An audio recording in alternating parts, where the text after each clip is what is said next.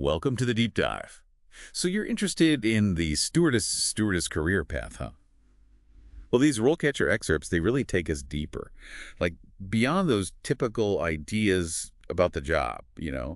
Let's unpack those realities. It is kind of fascinating. You've got this blend of demanding customer service, but then those super strict safety protocols, and it's all happening within, well, the unique environment of travel. Okay, so imagine this.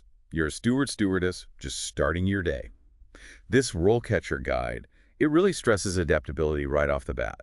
It's not just about dealing with people, though. You got to think on your feet when unexpected stuff pops up. Keep your cool. Right. Remember those veterinary emergencies the guide mentions? It's a good point. Stewardesses have got to be ready for anything, even, unexpected situations involving animals.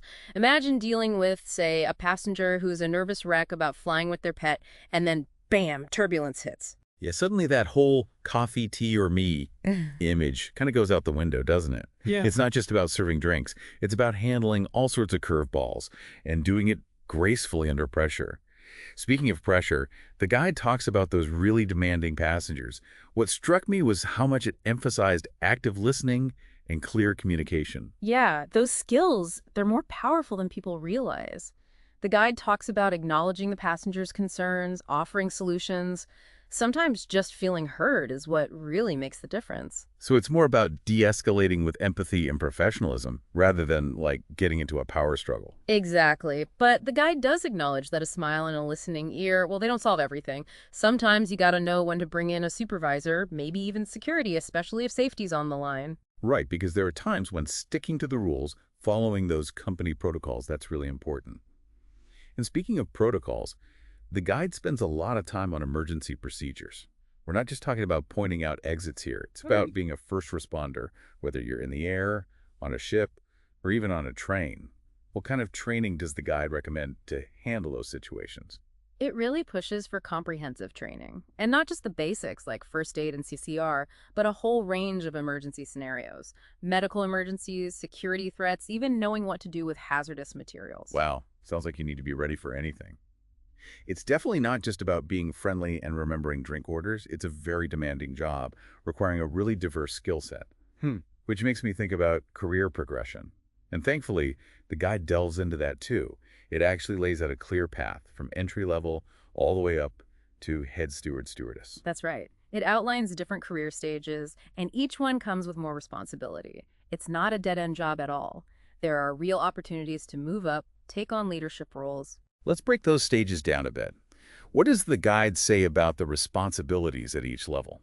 So at the entry level, you're mostly assisting the more senior staff, getting a feel for how things work. The guide mentions things like taking orders, setting up, keeping things clean. It's all about mastering those basics. Right, so a lot of learning the ropes, finding your rhythm in the job. Exactly. But then as you move up to junior stewardess, you get more independence. Think handling cash, maybe helping plan the menu, even training new staff. You're not just following orders anymore. You're actually starting to lead, manage a bit. Seems like a pretty natural progression. What comes after that on this career ladder? Well, according to the guide, the next step up is senior stewardess. And that's where those leadership skills, they really matter. Imagine supervising a whole team, managing the dining area, handling passenger complaints, working with other departments. It's definitely more responsibility, requires you to stay calm under pressure. So you're not just serving meals. You're basically running the show, Yeah. right? Orchestrating the whole dining experience. Sounds like a whole other skill set. Totally. And finally, the guide talks about reaching, well, the top. Head stewardess, that's where it really takes off. That's got a nice ring to it. What does the guide say about the responsibilities at that level? Think of it like you're the captain of the onboard service. You're overseeing the entire operation. So that's, developing service standards, managing budgets, making sure you're following all those regulations, even negotiating with vendors. It becomes a very strategic position. Wow, so it's not just about knowing the menu inside and out. We're talking business skills, leadership on a whole other level. You got it. And the guide's really clear about one thing. No matter what stage you're at, never stop learning. This industry, it never slows down. And speaking of things that never slow down, the guide brings up, well, elephant in the room. Or should I say passenger in the room? Technology. It does mention how technology is changing food service, but I'm curious about the bigger picture. How does the guide see technology reshaping the role of stewardesses in general? That's the million-dollar question, right? And honestly, the guide only kind of touches on it. It mentions online ordering systems, automated payments, stuff like that, which obviously makes things more efficient. Sure, those advancements can definitely streamline things. But what about that human element? That's the heart of it all, isn't it? While technology can make things more efficient, it's really those human interactions that make or break the travel experience. The guide actually suggests that those core soft skills, empathy, communication, problem solving, they're only going to become more important as technology takes over those routine tasks. So as technology keeps advancing, it's not about stewardesses being replaced. It's about them using those uniquely human skills to offer even more personalized service. It becomes less about logistics, more about making real connections with people. Exactly. And that brings up another fascinating aspect of this job, one that's often overlooked. The guide touches on like the chance to meet people from all walks of life, but it doesn't really explore the growing need for cultural sensitivity. It's one thing to travel the world, it's another to navigate all those different cultures with sensitivity and, well, grace. That's such a good point, especially in today's world where everyone's so connected.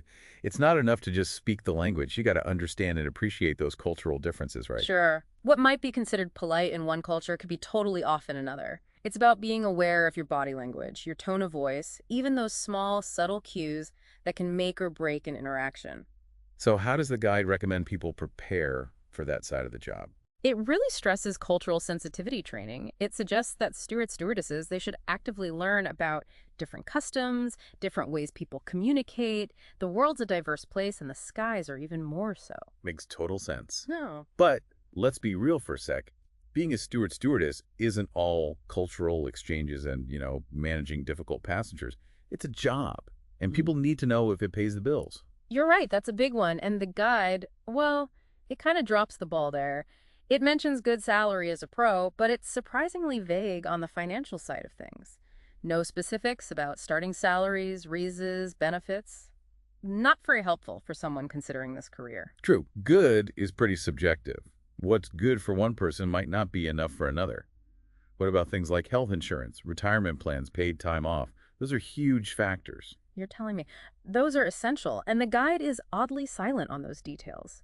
It mentions travel opportunities as a perk, but that doesn't exactly cover your dental plan, does it? It is a bit frustrating that such an important aspect is kind of glossed over. So for our listeners who are thinking about this path, what would you recommend they do to get a better picture of the financial side? Honestly, I'd say go beyond those general career guides. Look into resources that are specific to the travel industry, websites, job boards, those salary comparison tools.